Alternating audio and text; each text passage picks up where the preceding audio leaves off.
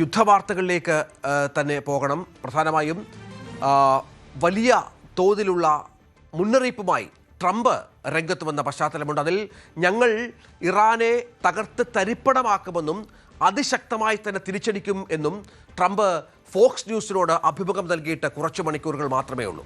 ജോർദാനിലെ സൈനിക താവളം, യുഎസിന്റെ സൈനിക താവളം ലക്ഷ്യമിട്ട് ഇറാൻ ബാലിസ്റ്റിക് മിസൈലുകൾ വർഷിച്ചതിന് പിന്നാലെയാണ് ട്രംപിൻ്റെ ഈ പൊട്ടിത്തെറി ഉണ്ടായത്. ഒപ്പം ഇറാഖിലും മറ്റുമുള്ള ഇറാൻ്റെ പ്രോക്സി ഗ്രൂപ്പുകൾ അത് ലോകത്തിലെ ക്യാൻസറാണ് എന്നും ട്രംപ് പറയുകയാണ്. ഇറാഖിലെ ഇറാൻ്റെ ഈ പറഞ്ഞ പോലെയുള്ള പ്രോക്സി ഗ്രൂപ്പുകൾക്കെതിരെ സൗദിയും അമേരിക്കയും ചേർന്ന് മിന്നൽ വ്യോമാക്രമണമൊക്കെ നടത്തിയതിൻ്റെ പിന്നാലെയാണ് ട്രംപിൻ്റെ ഈ വിമർശനം. ഇതിനുശേഷം അതിശക്തമായ സൈനികാക്രമണം ഇറാൻ്റെ ഭാഗത്ത് നിന്ന് അമേരിക്കയുടെ ഭാഗത്ത് നിന്ന് ഇറാനിലേക്ക് സംഭവിക്കുകയാണ്. ഈജിപ്തിലെ മെഡിറ്ററേനിയൻ തുറമുഖമായ ഡാമിയേറ്റയിൽ ഉണ്ടായ സ്ഫോടനത്തെക്കുറിച്ച് വൈറ്റ് ഹൗസിലെ ഓവൽ ഓഫീസിൽ മാധ്യമപ്രവർത്തകർ ചോദിച്ചപ്പോഴാണ് ട്രംപ് ഈ നിലപാട് വ്യക്തമാക്കിയത്. തനിക്ക് ഔദ്യോഗിക വിശദീകരണമുണ്ടെന്നും കാര്യങ്ങൾ ഉടൻ പരിഹരിക്കുമെന്നും ട്രംപ് വ്യക്തമാക്കുമ്പോഴാണ് അതിരൂക്ഷമായ ഭാഷയിൽ ട്രംപിന്റെ പ്രതികരണം ഇറാനെതിരെ. വലിയ തോതിൽ കടുത്ത പ്രതികരണത്തിന് ശേഷമാണ് ഇപ്പോൾ വലിയ ആക്രമണം ഉണ്ടാകുന്നത്. തങ്ങളുടെ ഊഴമാണ് എന്ന് പറഞ്ഞതിന് പിന്നാലെയാണ് വലിയ സ്ഫോടനങ്ങൾ തെക്കൻ ഇറാനിലടക്കം സംഭവിക്കുന്നത്.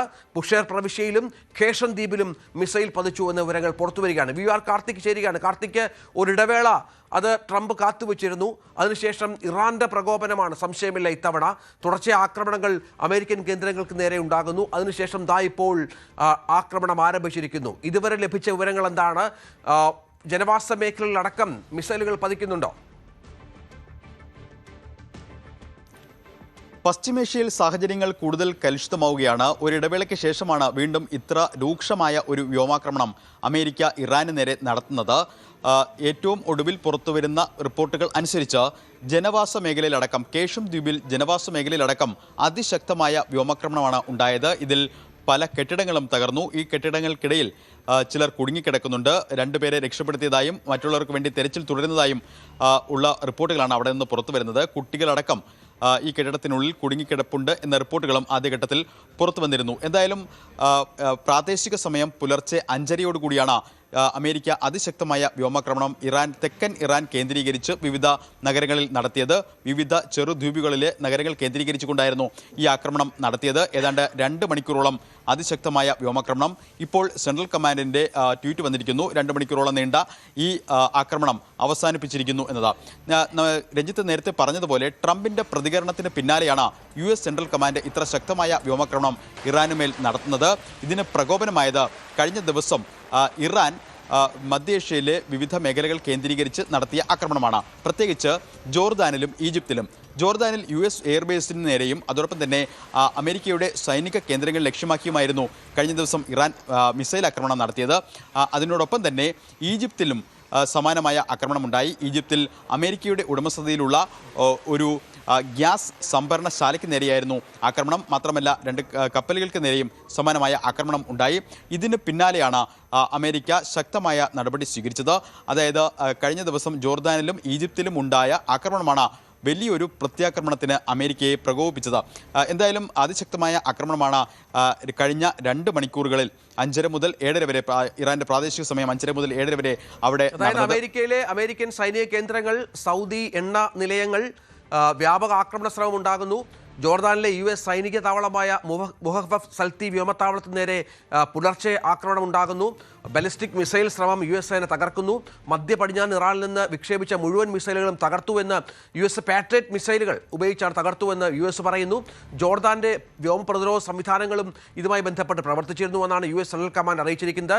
കാർത്തിക്, നാശനഷ്ടങ്ങളൊന്നും ഉണ്ടായിട്ടില്ല. പക്ഷേ ഈ ആക്രമണങ്ങളൊക്കെ അമേരിക്കയെ വല്ലാതെ പ്രകോപിപ്പിച്ചിരിക്കുകയാണ്, സംശയമില്ല. മിസൈലുകൾ പൂർണ്ണമായും തടഞ്ഞു എന്ന് പറയുന്നുണ്ടെങ്കിലും ചില കേന്ദ്രങ്ങളിലെങ്കിലും നാശനഷ്ടം ഉണ്ടായിട്ടുണ്ട് എന്ന വിവരങ്ങൾ കൂടി പുറത്തു വരികയാണ്. തീർച്ചയായിട്ടും കഴിഞ്ഞ വെള്ളിയാഴ്ചയാണ് അമേരിക്ക താൽക്കാലികമായി ഒരു നയതന്ത്ര ശ്രമങ്ങളുടെ ഭാഗമായി താൽക്കാലികമായെങ്കിലും ആക്രമണം അവസാനിപ്പിച്ചത്. അതിനുശേഷം 5 ദിവസം കാര്യമായ ആക്രമണങ്ങൾ ഉണ്ടായില്ല. അതിന് പിന്നാലെയാണ് കഴിഞ്ഞ ദിവസം ഇറാന്റെ ഭാഗത്ത് നിന്ന് ഇത്തരം ഒരു പ്രകോപനം ഉണ്ടാകുന്നത്.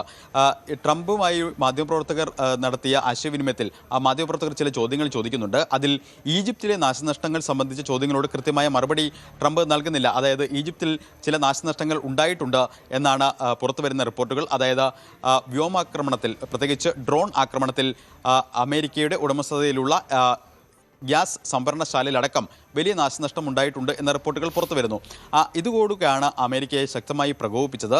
അതുതന്നെയാണ് ട്രംപിൻ്റെ വാക്കുകളിലും പ്രതിഫലിക്കുന്നത്. എന്തായാലും ട്രംപിൻ്റെ പ്രതികരണത്തിന് തൊട്ടു പിന്നാലെയായിരുന്നു US സെൻട്രൽ കമാൻഡ് ഈ ആക്രമണം ആരംഭിച്ചതായി ട്വീറ്റിൽ സ്ഥിരീകരിച്ചത്.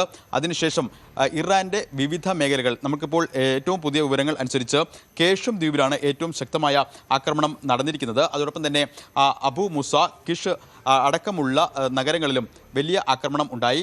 ഇറാൻ്റെ ഏക ആണവോർജം സ്ഥിതി ചെയ്യുന്ന സ്ഥലം കൂടിയാണ് ബുഷേർ. അവിടെയും ആക്രമണം ഉണ്ടായി. പല സ്ഥലങ്ങളിലും ആദ്യ മണിക്കൂറുകളിൽ വൈദ്യുതി തടസ്സപ്പെട്ടു എന്നും ഇപ്പോൾ അത് പുനഃസ്ഥാപിച്ചു എന്നും അടക്കമുള്ള റിപ്പോർട്ടുകൾ പുറത്തു വരുന്നുണ്ട്. എന്തായാലും IRGCയുടെ കഴിഞ്ഞ ദിവസത്തെ പ്രതികരണം കൂടി ഇതിനോടൊപ്പം ചേർത്ത് വായിക്കണം. അതായത് അമേരിക്ക എത്രത്തോളം ആക്രമണം തുടരുന്നു അത്രത്തോളം കാലയളവിൽ തന്നെ പ്രതിരോധവും തുടരും.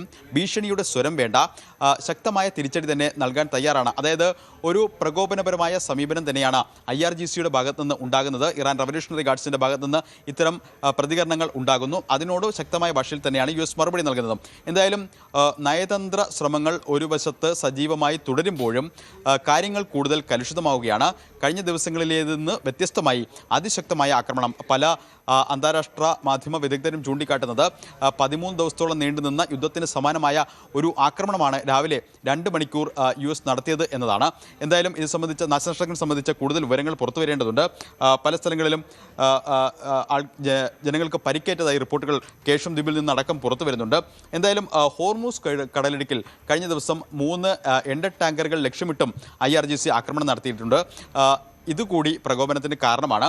IRGC അതിന് നൽകിയ പ്രതികരണം IRGCയുടെ അനുമതി ഇല്ലാതെ വിലക്ക് ലംഘിച്ച് കടക്കാൻ ശ്രമിച്ച എണ്ണ ടാങ്കറുകളെയാണ് ആക്രമിച്ചതെന്നാണ് IRGCയുടെ പ്രതികരണം. എന്തായാലും ഐക്യരാഷ്ട്രസഭയടക്കം ഇപ്പോൾ ഈ യുദ്ധം താൽക്കാലികമായെങ്കിലും നിർത്തണം എന്ന് ആവർത്തിച്ച് ഗുട്ടറസിൻ്റെ പ്രതികരണങ്ങൾ വരുന്നുണ്ട്. അത് ഇന്ന് രാവിലെ അമേരിക്ക നടത്തിയ ശക്തമായ വ്യോമാക്രമണത്തിന് പിന്നാലെയാണ് ഈ പ്രതികരണം വരുന്നത് എന്നതും നിർണായകമാണ്. എന്തായാലും നിലവിലെ സംഘർഷം കൂടുതൽ കലുഷിതമായ സാഹചര്യത്തിലേക്ക് കൊണ്ടുപോകരുത് എന്നതടക്കം ഉള്ള ആവശ്യങ്ങളാണ് ഐക്യരാഷ്ട്രസഭയും ഉന്നയിക്കുന്നത്. എന്തായാലും പശ്ചിമേഷ്യയിൽ സാഹചര്യങ്ങൾ കഴിഞ്ഞ ദിവസങ്ങളെ അപേക്ഷിച്ച് കൂടുതൽ രൂക്ഷമാവുകയാണ്, കലുഷിതമാവുകയാണ്.